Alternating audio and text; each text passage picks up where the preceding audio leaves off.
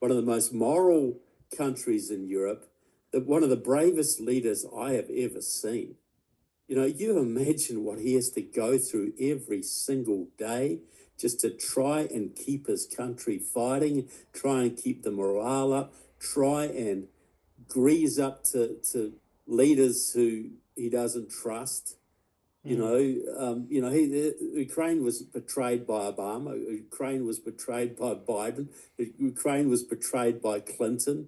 Clinton forced them to give up all their nukes to Russia on a promise of American security protection. Obama completely ignored that when Ukraine and Luhansk were invaded. And then Biden basically sabotaged Ukraine every chance he possibly could get.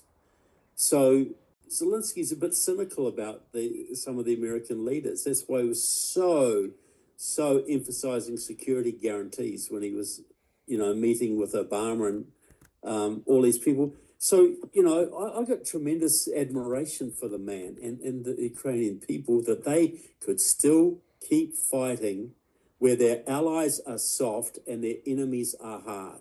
If their allies were as hard as their enemies, they would have beaten them a long time ago.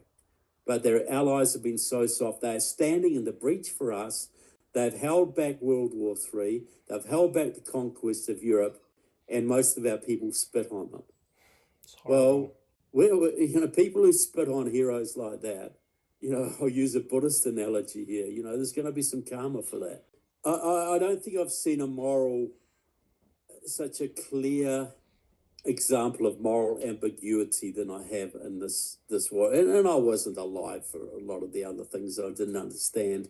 This is the most critical example, because if Ukraine can win this, and it could easily win it with decent American sanctions and just the weaponry they've been promised that has never been delivered, you would see the end of the Putin regime. You would see the end of the mullahs. You'd see the end of the CCP, and you'd see the end of Rocket Boy. What a different world that would be. And all it takes is a little bit of moral courage and a bit of resolve on America's part.